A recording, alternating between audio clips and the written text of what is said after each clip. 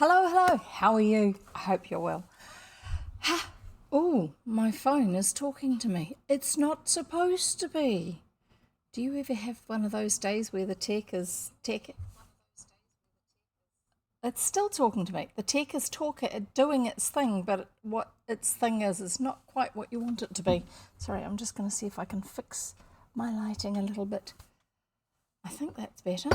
I'm not sure. I might have to move this one. Oh, I'm back to having two monitors, and it's yay! I can actually see what's going on my desk. It's fabulous. I'm still on the old computer, yes. It's not so good. That's not so fabulous. That might be partly why it's one of those days with the technology. Yeah, suddenly I had a Zoom meeting earlier on that I had to be part of. And so that meant that since I was hosting it, I needed to have my other monitor with the other documents on it that I could keep an eye on. Just a little bit much for this brain sometimes to have to do, but we did it okay. We did well. We went well. All that sort of stuff. Anyway, so if you're new here, hi, I'm Jev. I read old-fashioned children's stories. Yep, lots of old-fashioned children's stories. The ones that my parents read and my grandparents read, and I grew up reading their books, the ones that they had read when they were kids. So yes, I'm very familiar with old-fashioned children's stories. Most of them are sort of like pre-teens, maybe even early teens for the age group, the type of lifestyle that people were living at the time, in mainly the Victorian and Edwardian eras. Some of them are a little bit younger, such as the Millie Molly Mandy stories, which if you watch on YouTube, if you go to my YouTube channel, you'll be able to listen to them. Each of those stories is very, very short. They're sort of like between 6 minutes and 12 minutes long. I'm just going to give you a link for that so that if you want to, after I've finished, you can go and have a listen to those. So, yes, my keyboard will clatter in your ear, but that's okay. Why do we read old stories? Because you can't get them at the library anymore. Most people's grandparents great-grandparents even, aren't around anymore for you to be able to read their old books. Because they're fun. Because they show us a world that is no more and sometimes never was even. And that's a good thing because it helps us to expand the way we view the world and the possibilities. And it's lots of fun. Good bit of escapism. Yeah, nothing wrong with that, especially in this day and age. So I think there was something else I was going to tell you. What was it? Oh, yes, you need some things. If you're going to be here listening, you need some things. One is something to drink. I always have some water because that way I don't get dehydrated. And it's a good idea. You're allowed to have more than just water to drink. Good idea to keep your brain hydrated, not dehydrated, because it helps you to think better. You can also have something else to drink if you would like. Mine is a little summer concoction of a New Zealand soft drink called L&P, lemon and pyroa, along with a little splash of tonic and something a little harder, but not enough to do any damage to the reading, just very delicious. No ice though, unfortunately. And it's also a good idea to have something to snack on and somewhere comfortable to sit, unless, of course, you have to do work while you're listening. And that's okay too. We'll let you do that. We don't mind too much. You don't have to chat while I'm reading. I generally will only respond to things that are in the chat box. This is for those of you watching on Twitch. Those on YouTube, you can just put comments down below and I'll eventually get back to you. But if you're watching live on Twitch, then don't feel that you have to engage in the chat unless you want to. And especially if I ask you a question because there's a word I don't understand or a place that I don't know where it is, and you want to get in quick and tell me where that is so I can read that out to everybody and you can be famous. You're welcome to do that too. So yes, here I welcome lurkers, and you're most welcome to be a lurker on my channel. And if you want to call yourself out as a lurker, put !lurk, L-U-R-K, no spaces, no capitals, and my chat message will probably say something like, We love having you here. Thank you for being here. Hope you're having fun. Whatever. I don't know. It doesn't really matter. But that way, at least I know that you're there and I can say hi to you at some appropriate time, if you don't mind doing that sort of thing. You don't have to. That's okay. So, I think that's it. I think we've covered everything. If you're new here and you have just followed me, you probably won't be able to chat for a little while, although I can change the setting. I can change the setting. So let's make it 10 minutes. There you go. So if you're following me, you can chat in the chat box in 10 minutes time. I'm sorry I don't make it automatically straight away because I've been spam botted before and I didn't like that at all. So therefore we have some things in place to stop that happening too much. I don't really want to have to stop streaming. I don't want to have to close off the chat completely. If I have to, I'm prepared to do it. I don't think we need to have a toxic environment. You're allowed to be in a place that's safe. And there are people who listen to these stories with their children and their grandchildren, and I want it to be safe for them as well. So there you go. And if you really have to be toxic, go somewhere else. You don't need to do that here. It's not that much fun here. To go and do it somewhere where they're all shouting at each other and swearing their heads off. That's fine. Go and have fun, if you call that fun, elsewhere. In the meantime, we shall get on with reading books because it's fun and we want to. So here we go. Reading the very last chapter of, once I unlock it, I did it before and then it locked again.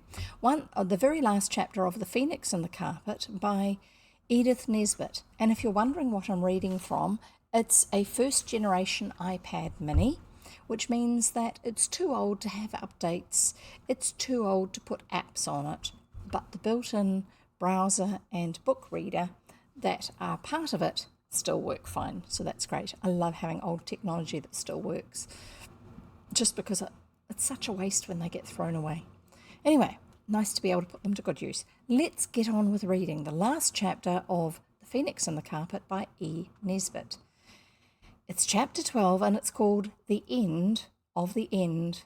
Last time we had the beginning of the end, and then I was going to read on Wednesday. That's 2 days ago from today. But unfortunately I had to take someone down. I had to go down to a family meeting at the hospital about my elderly mother's care to see what we can get sorted out. So that's underway. It's sorted, but it was like a lot longer than it was going to be. So I was absolutely exhausted by the time I got home, and that was after I should have started, so we didn't do it. Sorry about that. I hope you didn't miss... Well, I hope you did miss me. I really do hope you missed me. So you come back again next time and see what we've got to read next time. There you go. It's nice to be missed. And I miss you when you're not here. So be here and listen. Yes, let's do this. Chapter 12, The End of the End. And I'm just going to turn my microphone around so it's pointing in the right direction, not in the direction it was for the Zoom meeting when I had the microphone sitting somewhere else. We'll get on with it, shall we? Enough mucking around. Chapter 12, The End of the End. Egg, toast, tea, milk, teacup and saucer, egg spoon, knife, butter. That's all, I think, remarked Anthea as she put the last touches to Mother's breakfast tray and went very carefully up the stairs, feeling for every step with her toes and holding onto the tray with all her fingers. She crept into her mother's room and set the tray on a chair. Then she pulled one of the blinds up very softly. "Is your head better, Mammy dear?" she asked in the soft little voice she kept expressly for Mother's headaches. Mother has had a few of them because she's been having to do so much work. I'm thinking she may actually have migraines, which are often triggered by stress. There you go. "I've brought you brekkie and I've put the little cloth with clover leaves on it, the one I made you." "That's very nice," said Mother sleepily. Anthea knew exactly what to do for mothers with headaches who had breakfast in bed. She fetched warm water and put just enough eau de cologne in it and bathed Mother's face and hands with the sweet scented water. Then Mother was able to think about breakfast. "But what's the matter with my girl?" she asked when her eyes got used to the light. "Oh, I'm sorry you're ill," Anthea said. "It's that horrible fire and you being so frightened. Father said so, and we all feel as if it was our faults. I can't explain, but..." "It wasn't your fault a bit, you darling goosey," Mother said. How can it be? That's just what I can't tell you, said Anthea. I haven't got a futile brain like you and Father to think of ways of explaining everything. Mother laughed. My futile brain, or did you mean fertile? Anyway, it feels very stiff and sore this morning, but I shall be quite all right by and by, and don't be a silly little pet girl. The fire wasn't your faults. No, I don't want the egg, dear. I'll go to sleep again, I think. Don't you worry, and tell cook not to bother me about meals. You can order what you like for lunch. Anthea closed the door very mousily and instantly went downstairs and ordered what she liked for lunch. She ordered a pair of turkeys, a large plum pudding, cheesecakes, and almonds and raisins. I don't think Mother thought about what order what you want for lunch actually means. We'll see. Cook told her to go along and she might as well not have ordered anything, for when lunch came it was just a hashed mutton and semolina pudding, and Cook had forgotten the sippets for the mutton hash, and the semolina pudding was burnt. So obviously Cook had something else in mind anyway. When Anthea joined the others, she found them all plunged in the gloom where she was herself, for everyone knew that the days of the carpet were now numbered. Indeed, so worn was it that you could almost have numbered its threads. So that now, after nearly a month of magic happenings, the time was at hand when life would have to go on in the dull, ordinary way, and Jane, Robert, Anthea, and Cyril would be just in the same position as the other children who live in Camden Town, the children whom these four had so often pitied, and perhaps a little despised. Oh, here's a thought. I hope we haven't been meant to be having any pictures. Where did we get up to last time? Oh, that's right. I said it was the bird that spoke. So that was the phoenix warning the parents that the children were safe and to go home. That's where we got up to. Now I have to find the next one because I'm not sure what one it is. Sorry, I just remembered. I had so much on. I've had 2 meetings today already. Sort of work type meetings, but not actually work. Well, kind of work. Ah, yes, we have one more. One more picture, one more illustration. And then we shall carry on with our story. Just getting it to where you'll be able to see it. Otherwise, there's no point in having it, is there, really? Right. Carrying on. The children whom these four had so often pitied and perhaps a little despised. We shall be just like them, said Cyril, except, said Robert, that we shall have more things to remember and be sorry we haven't got. Mother's going to send away the carpet as soon as she's well enough to see about that coconut matting. Fancy us with coconut matting. Us! And we've walked under live coconut trees on the island where you can't have whooping cough. Pretty island, said the lamb. The lamb is their youngest sibling, the 5th one, and the 5th one of the book 5 Children and It, the it being the psammead or sand fairy. This series is called the Psammead series, I believe, because it's about the same children. And I think the character of the psammead, even if it's not a large part, is actually connected with each of the 3 books. We've already had the first one, which was 5 Children in It. And if you missed out on it, you're welcome. I'm going to tell you, go over to my YouTube channel and look for 5 Children and It, the playlist, because then you'll be able to listen to the whole of that book and find out where the background of these children in their previous story. I shall carry on reading. Pretty island, said the lamb, paint box sands and sea all shiny sparkly. So the lamb, their youngest brother, is quite a lot younger than them. So he's a toddler. He can walk, he can kind of talk, but not properly. And so therefore the other children have always assumed that even if he talks of going to this island where you can't have whooping cough, that they will just believe that he's making something up, because little child. His brothers and sisters had often wondered whether he remembered that island, and now they knew he did. And that's where their first cook went. Yes, said Cyril, no more cheap return trips by carpet for us. That's a dead cert. They were all talking about the carpet, but what they were all thinking about was the phoenix. The golden bird had been so kind, so friendly, so polite, so instructive, and now it had set fire to a theatre and made Mother ill. Unintentionally. Nobody blamed the bird. Well, actually, no, the bird did do it on purpose, but didn't realise the risks to everybody. Yeah, that's the thing when you're thousands and thousands of years old and you don't have ongoing relationships long term with other people, you don't necessarily learn these things. Anyway, now it had set fire to a theatre and made Mother ill. Nobody blamed the bird. It had acted in a perfectly natural manner for a phoenix. But everyone saw that it must not be asked to prolong its visit. Indeed, in plain English, it must be asked to go.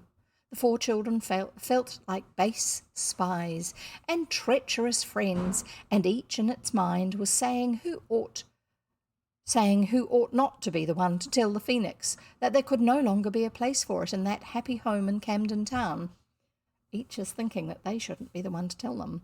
Each child was quite sure that one of them ought to speak out in a fair and manly way, but nobody wanted to be the one. I can understand that. They could not talk the whole thing over as they would have liked to do because the phoenix itself was in the cupboard among the black beetles and the odd shoes and the broken chessmen. The black beetles are there because their nursery or playroom is in the basement of the house, and it's a little bit damp, and apparently black beetles like eating wood in damp places, and so they're there. There's been references to them along the way. But Anthea tried. It's very horrid. I do hate thinking things about people and not being able to say the things you're thinking because of the way they would feel when they thought what things you were thinking and wondered what they'd done to make you think things like that and why you were thinking them. No wonder she's a little stressed. Anthea was so anxious that the phoenix should not understand what she said that she made a speech completely baffling to all. So she tried to say something that was very clear and was trying so hard it wasn't clear at all. It was not till she pointed to the cupboard in which all believed the phoenix to be that Cyril understood. Yes, he said, while Jane and Robert were trying to tell each other how deeply they didn't understand what Anthea was saying, but after recent eventfulnesses, a new leaf has to be turned over, and after all, Mother is more important than the feelings of any of the lower forms of creation, however unnatural, because it's a mythical beast. How beautifully you do it, said Anthea, absently beginning to build a card house for the lamb. Mixing up what you're saying, I mean. We ought to practice doing it so as to be ready for mysterious occasions. We're talking about that, she said to Jane and Robert, frowning and nodding towards the cupboard where the phoenix was.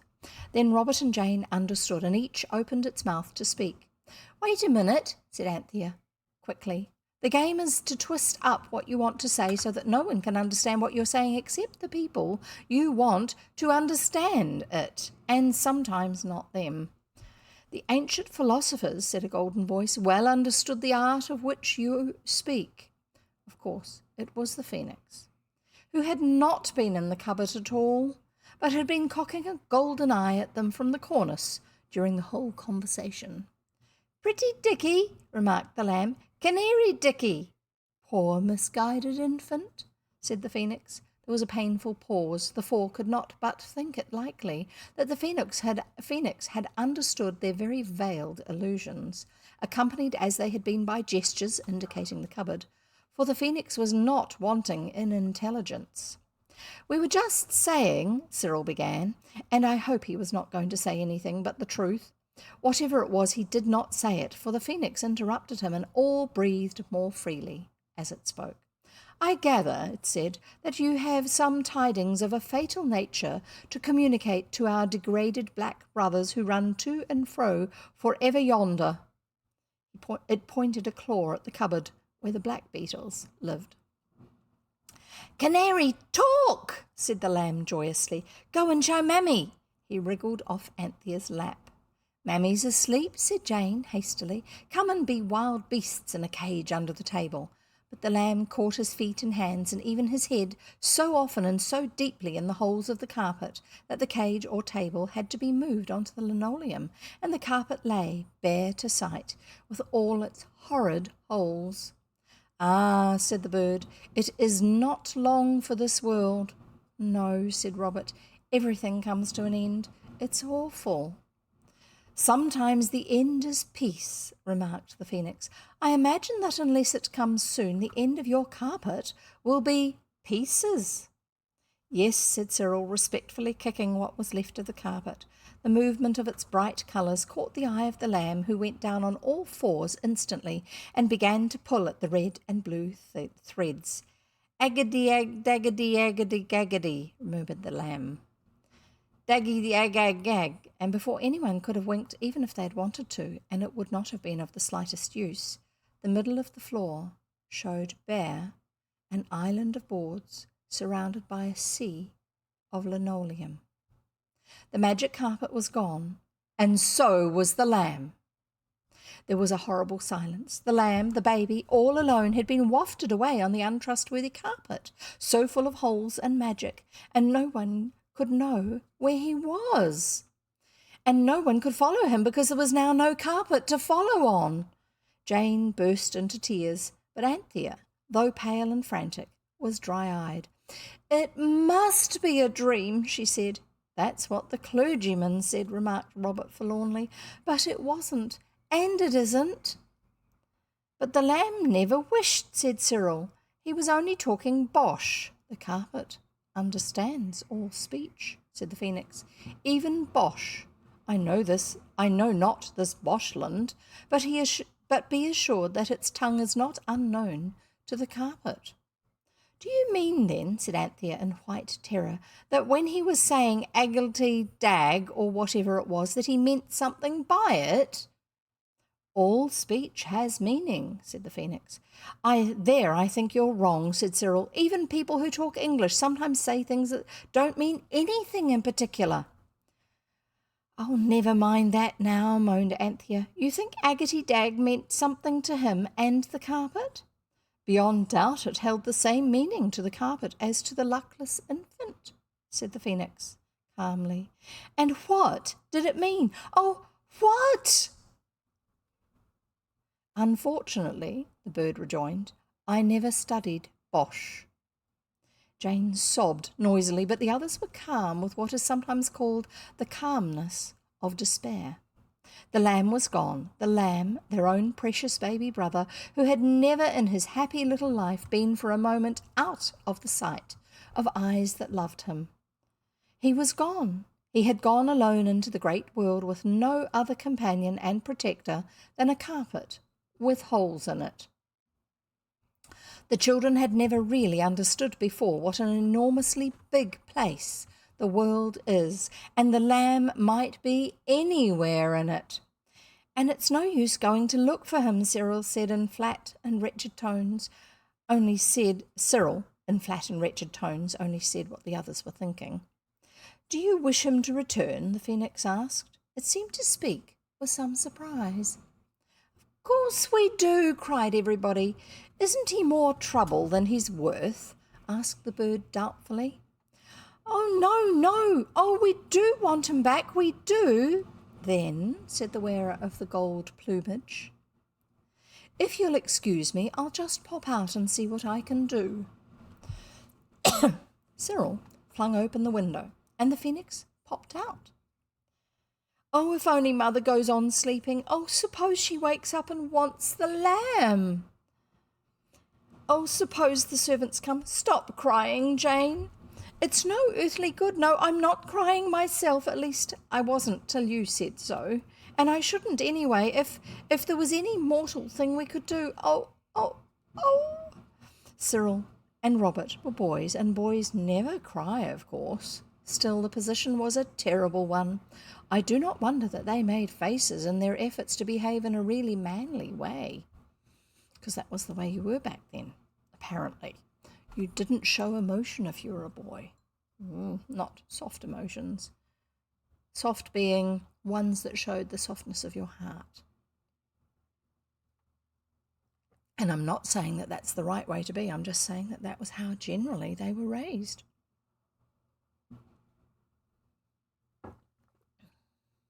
And at this awful moment, Mother rang her bell. A breathless stillness held the children.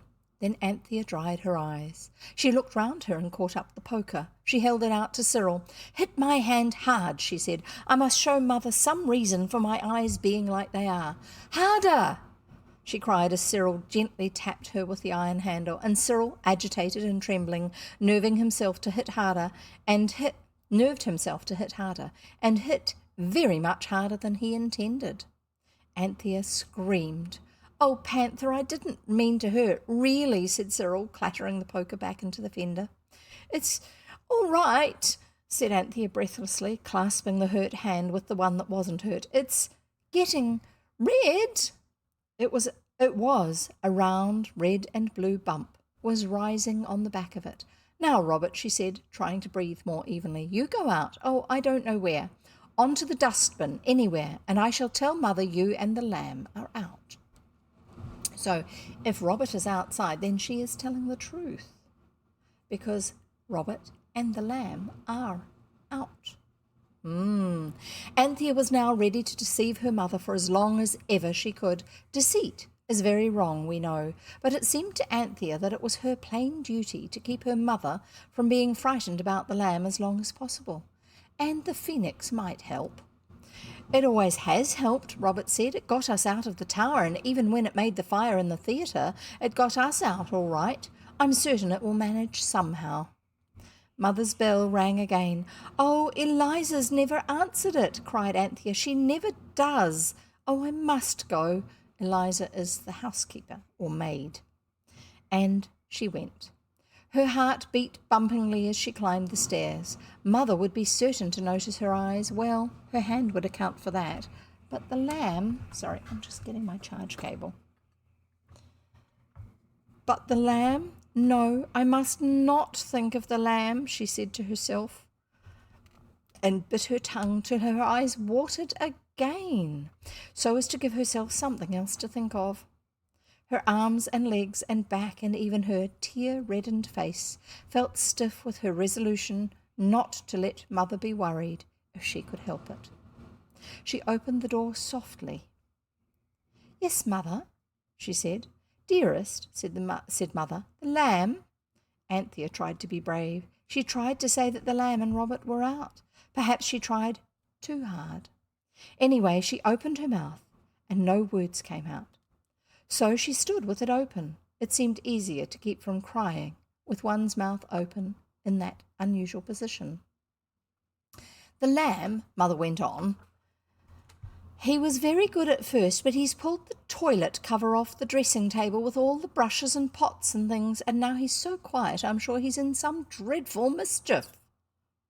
The toilet cover is kind of like a tablecloth for that particular table, for where you do your toilette, which is where you do your makeup and clean your face and things like that in those days. "And I can't see him from here, and if I got out of bed to see, I'm sure I should have fainted." So Mother is still feeling not unwell. "Do you mean he's here?" said Anthea. "Of course he's here," said Mother, a little impatiently. "Where did you think he was?" Anthea went round the foot of the big mahogany bed. There was a pause. "He's not here now," she said. That he had been there was plain from the toilet cover on the floor, the scattered pots and bottles, the wandering brushes and combs, all involved in the tangle of ribbons and laces, which an open drawer had yielded to the baby's inquisitive fingers.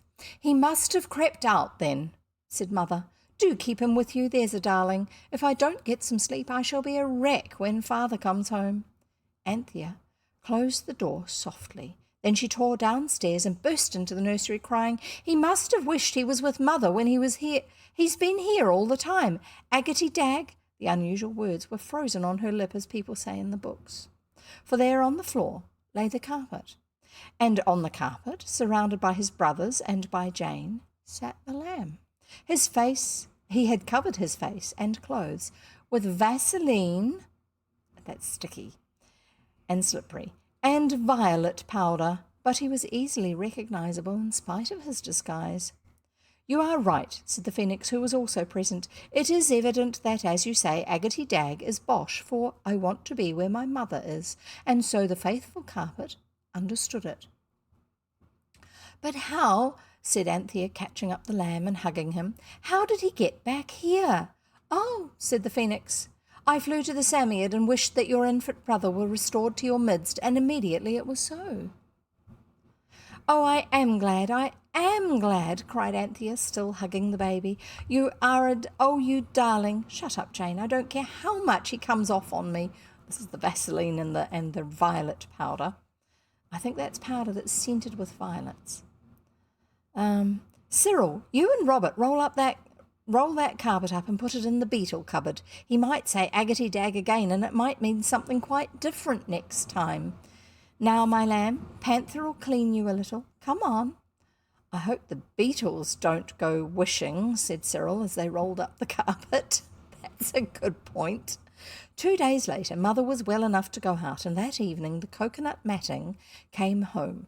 The children had talked and talked and thought, but they had not found any polite way of telling the phoenix that they did not want it to stay any longer. The days had been days spent by the children in embarrassment, and by the phoenix in sleep. Sorry, my hair is just getting a little bit warm because it's rather warm here at the moment. And now the matting was laid down. The phoenix awoke and fluttered down onto it. It shook its crested head. "I like not this carpet," it said. "It is harsh and unyielding, and it hurts my golden feet. It's probably hard wearing, so that their boots do not wear it out." "We've jolly well got used to its hurting our golden feet," said Cyril. "This, then," said the bird, "supersedes the wishing carpet." "Yes," said Robert, "if you mean that it's instead of it." "And the magic web?" inquired the phoenix with sudden eagerness. "It's the rag and bottle man's day tomorrow," said Anthea in a low voice. "He'll take it away." The phoenix fluttered up to its favourite perch on the chair back. "Hear me," it cried, "O youthful children of men, and restrain your tears of misery and despair. For what must be, and I would not remember you thousands of years hence as base ingrates and crawling worms compact of low selfishness." What on earth is he saying? "I should hope not indeed," said Cyril. "Weep not," the bird went on. "I really do beg that you won't weep. I will not seek to break the news to you gently. Let the blow fall at once. The time has come when I must leave you." All 4 children breathed forth a long sigh of relief. "We needn't have bothered so about how to break the news to it," whispered Cyril. "Ah, sigh not so," said the bird gently. "All meetings end in partings. I must leave you. I have sought to prepare you for this. Ah, do not give way." "Must you really go? So soon?" murmured Anthea. It was what she had often heard her mother say to calling ladies in the afternoon. I would guess that Mother was saying it to be polite, and that it was one of those things that you say to help people to feel appreciated, but you don't actually genuinely mean it. It's just one of those polite things. Sorry, I'm just trying to find a particular picture. No, not the picture for this one. I've just had a thought.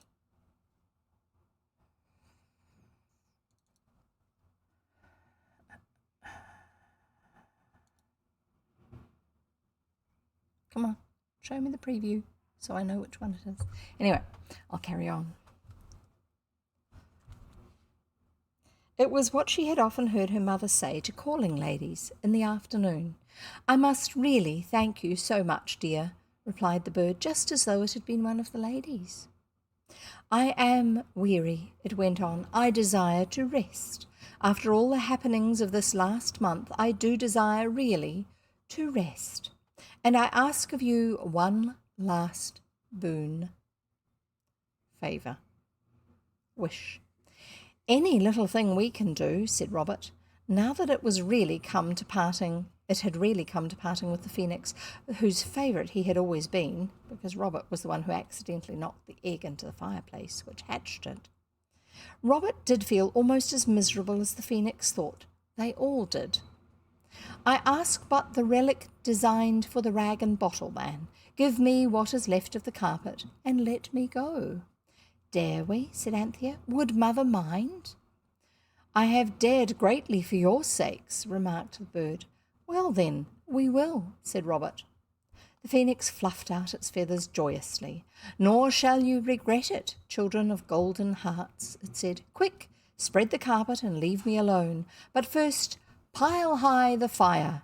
Then, while I am immersed in the sacred preliminary rites, do ye prepare sweet-smelling woods and spices for the last act of parting."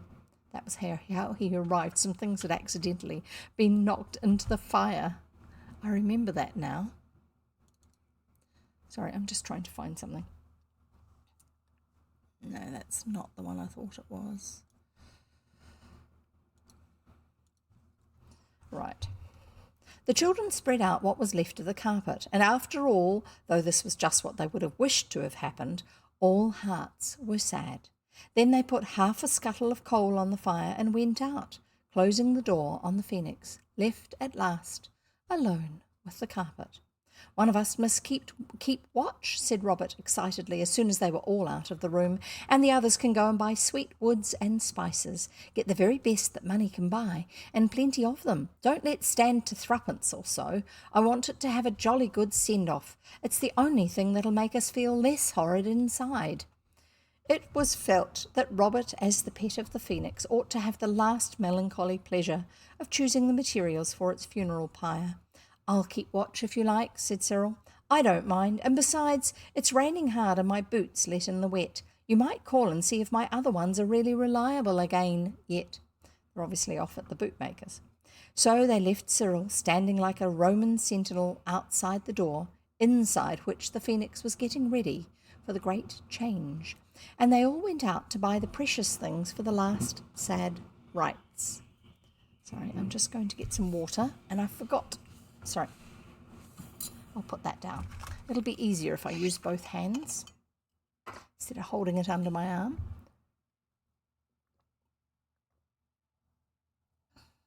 Getting dehydrated, not so good.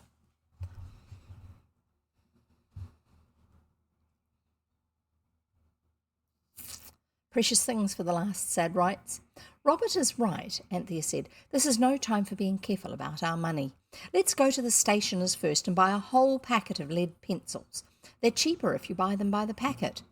This was the thing that they had always wanted to do, but it needed the great excitement of a funeral pyre and a parting from a beloved phoenix to screw them up to the extravagance. The people at the stationer's said that the pencils were real cedar wood, and so I hope they were, for stationers should always speak the truth. Cedar wood was one of the things that was needed for the fire. And so the children are probably just buying more of the things that were in the fire when the phoenix arrived. At any rate, they cost 1 and 4 pence. Also, they spent 7 pence 3 farthings on a little sandalwood box inlaid with ivory. "Because," said Anthea, "I know sandalwood smells sweet, and when it's burned it smells very sweet indeed." "Ivory doesn't smell at all," said Robert, "but I expect when you burn it, it smells most awful vile, like bones."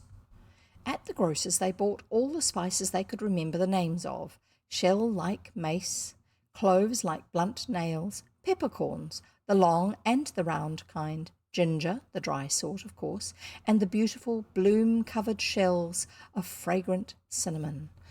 Shells, the curled-up pieces of cinnamon bark. Allspice, too, and caraway seeds that smelt most deadly when the time came for burning them. Camphor and oil of lavender were bought at the chemist's, and also a little scent sachet labelled violets de Parme. Parma violets, Parma. They took the things home and found Cyril still on guard. When they had knocked and the golden voice of the phoenix had said, "Come in," they went in. There lay the carpet, or what was left of it, and on it lay an egg, exactly like the one out of which the phoenix had been hatched. The phoenix was walking round and round the egg, clucking with joy and pride. "I have laid it, you see," it said, "and as fine an egg as ever I laid in all my born days." Everyone said yes, it was indeed a beauty. The things which the children had bought were now taken out of their papers and arranged on the table, and when the phoenix had been persuaded to leave its egg for a moment and look at the materials for its last fire, it was quite overcome. "Never, never have I had a finer pyre than this will be. You shall not regret it," it said, wiping away a golden tear. "Right quickly, go and tell the psammead to fulfill the last wish of the phoenix and return instantly." But Robert wished to be polite, and he wrote, "Please go and ask the psammead to be so kind as to fulfill the phoenix's last wish and come straight back, if you please." The paper was pinned to the carpet, which vanished and returned in the flash of an eye. Then another paper was written ordering the carpet to take the egg somewhere where it wouldn't be hatched for another 2,000 years. The phoenix tore itself away from its cherished egg, while it watched with yearning tenderness, till, the paper being pinned on, the carpet hastily rolled itself up round the egg, and both vanished forever from the nursery of the house in Camden Town. "Oh dear, oh dear, oh dear," said everyone. Sorry, my eye is itchy. I shall just itch my eye and then I shall carry on reading. Yes, I shall. And just checking this in case there's anything that's working differently to what it's meant to work, since I'm back to having 2 monitors. It's a little bit different. I used to have it like this all the time. I had it differently just because the other monitor wasn't working properly, and I thought it was because the computer was dying, which it kind of is. It's really old. And so I started transferring to the new replacement computer, which is also secondhand. And we didn't quite get through the whole of the process. We're getting there. Sorry, I just need to copy this and paste it.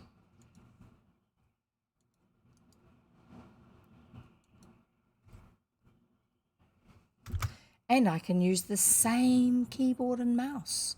I don't have to keep swapping between them. That's wonderful. We'll carry on. "Oh dear, oh dear, oh dear," said everybody. "Bear up," said the bird. "Do you think I don't suffer being parted from my precious new-laid egg like this? Come, conquer your emotions and build my fire." "Oh," cried Robert, suddenly and wholly breaking down, "I can't bear you to go." The phoenix perched on his shoulder and rubbed its beak softly against his ear. "The sorrows of youth may soon appear, but as dream..." Sorry, I'll read that again. It makes it a little bit more clear. "The sorrows of youth soon appear but as dreams," it said. "Farewell, Robert of my heart. I have loved you well." The fire had burnt to a red glow. One by one, the spices and sweet woods were laid on it. Some smelt nice, and some, the caraway seeds, and the violets de palme sachet among them, smelt worse than you would think possible. "Farewell, farewell, farewell, farewell," said the phoenix in a faraway voice. "Oh, goodbye," said everyone, and now all were in tears. The bright bird fluttered 7 times round the room and settled in the hot heart of the fire. The sweet gums and spices and woods flared and flickered around it, but its golden feathers did not burn. It seemed to grow red hot to the very inside heart of it, and then before the 8 eyes of its friends it fell together, a heap of white ashes, and the flames of the cedar pencils and the sandalwood box met and joined above it. "Whatever have you done with the carpet?" asked Mother the next day. "We gave it to someone who wanted it very much. The name began with a P," said Jane. The others instantly hushed her. Oh, well, it wasn't worth twopence, said Mother. The person who began with P said we shouldn't lose by it, Jane went on before she could be stopped. I dare say, said Mother, laughing. Mother's thinking they've been conned out of it, but it doesn't matter because it's not worth much. But that very night a great box came addressed to the children by all their names. Eliza could never remember the name of the carrier who brought it. It wasn't Carter Patterson or the parcels delivery. It was instantly opened. It was a big wooden box, and it had to be opened with a hammer and the kitchen poker. The long nails came squeaking out, and the boards scrunched as they were wrenched off. Inside the box was soft paper with beautiful Chinese patterns on it.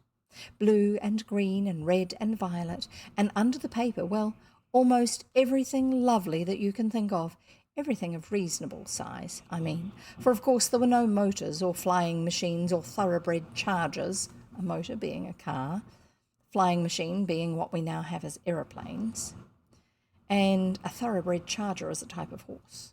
But there really was almost everything else.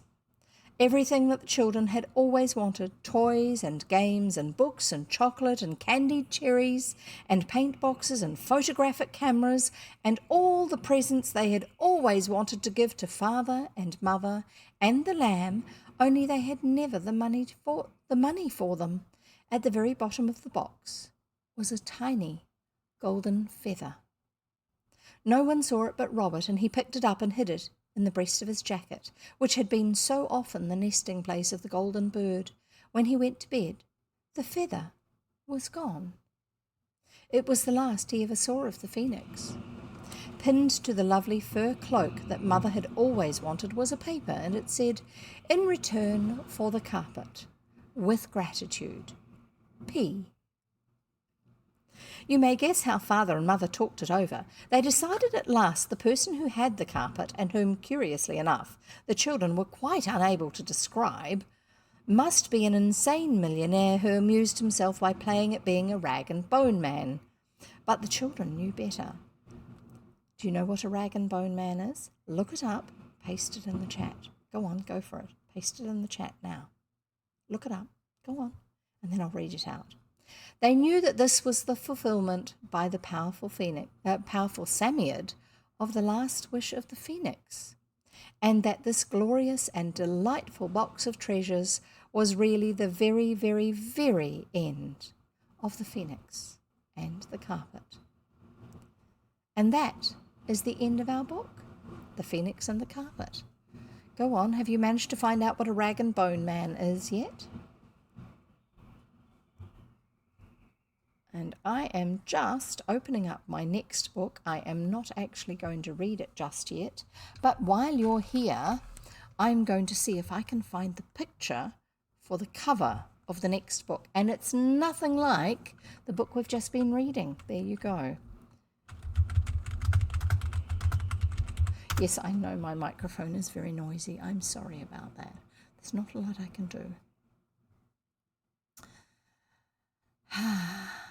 Now, some of you, I know one particular person, will know the stories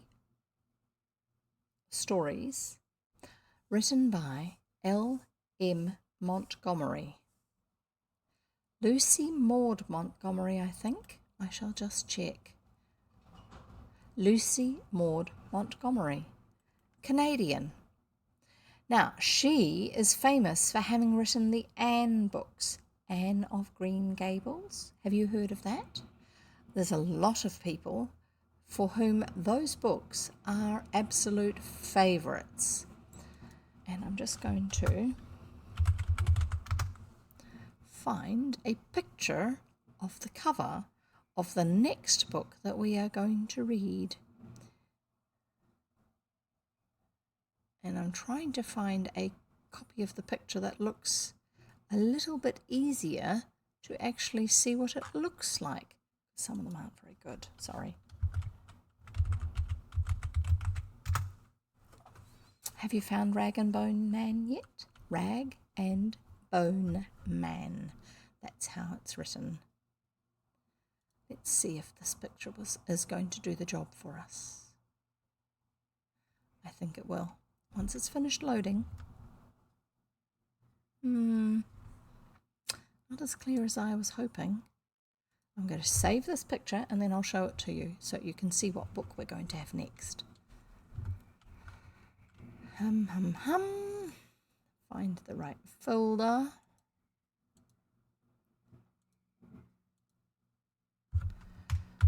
And put it into the right folder.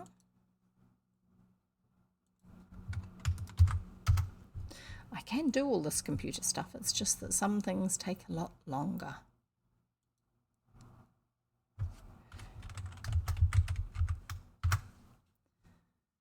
And now I shall see if I can open it and if it will look okay. I'm glad I did that because, okay, it's really small. No wonder it wasn't very clear. Let's see if I can find an even better one.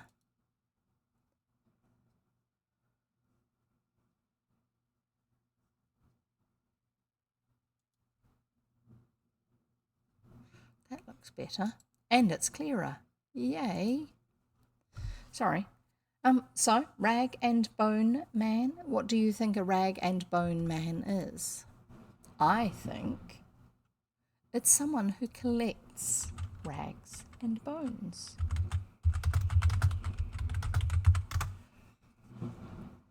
What do you think? No, not the song or the songwriter. There's apparently a songwriter called Rag and Bone Man. I'm guessing he's English because the phrase rag and bone man is a very English sort of a thing.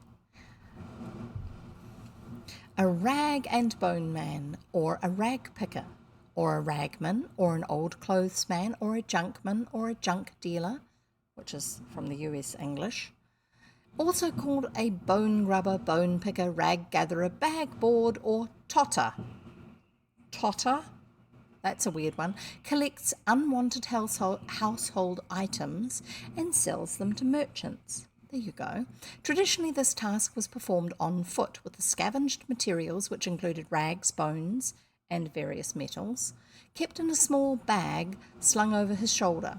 Some rag and bone men used a cart, some pulled by a horse or pony, sometimes pulled by. In the 19th century, rag and bone men typically lived in extreme poverty, surviving on the proceeds of what they had collected each day. Conditions improved following the Second World War, but the trade declined during the latter half of the 20th century. However, in more recent years, partly as a result of the soaring price of scrap metal, rag and bone style collection continues, particularly in the developing world. Now let's see why they would have been getting these things. I think it's because rags were recycled into all sorts of things. If you shred rags, they can be used as a basis for paper, a paper that doesn't fall apart very easily and doesn't rot easily. Assuming that the fabric, that the rags that you're tearing up, shredding, are, I think, cotton, but I'm not sure. And bone, crushed bone, one of its uses was bone was crushed and then burnt and then used as a fertilizer in the gardens. There you go. And I'm not sure, but quite possibly that's what they were using them for. It says here that in London they sold the rag to the local traders. White rag could fetch 2 or 3 pence per pound, depending on the condition. All the rag had to be dry before it could be sold. Coloured was worth about 2 per pound. Bones worth about the same. Could be used as knife handles, toys and ornaments, and when treated for chemistry. So all that sort of thing, and metal was worth a lot more, but probably a lot harder to find. It doesn't say anything more about what the rags were for. Funny that. I was certain I'd seen something about it somewhere. We shall find you the picture of the book that we're going to be reading next. How's that? That sounds like a good idea to me. Now, picture. Find the picture. Sorry, I have to go to the right part of the file system. On my... Something that's always amused me is there's L.M. Montgomery and Louisa May Alcott. And they both have the same first two initials. How odd is that? Let's see. This should be the book. Let's have a look. Yes, there it is. Emily of New Moon. There's the cover.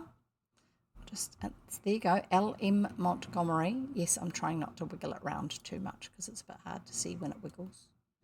There's the cover of the new book that we are going to be reading. And for those of you who are great Anne fans who haven't heard of Emily, you might decide that you like it. We're only going to read the one book. There are 3 books in the series, but we are only going to read the first one of the series. The others get a little bit... They're good books. They're lovely stories, but they're a little bit more hard work. It's sort of because they're more sort of grown-up focused themes. Is Emily going to go away and study somewhere? Is she going to get married to somebody? How do they get on together anymore? The friends that she has and all that sort of thing. And I'd much rather read children's stories. This one is an older children's story, so it's more like what we would call for teenagers or young adults. But yes, I did interrupt myself to have a drink. But I found it quite a lovely story. And the author, L.M. Montgomery, no, not Louisa May Alcott. I had it before, didn't I?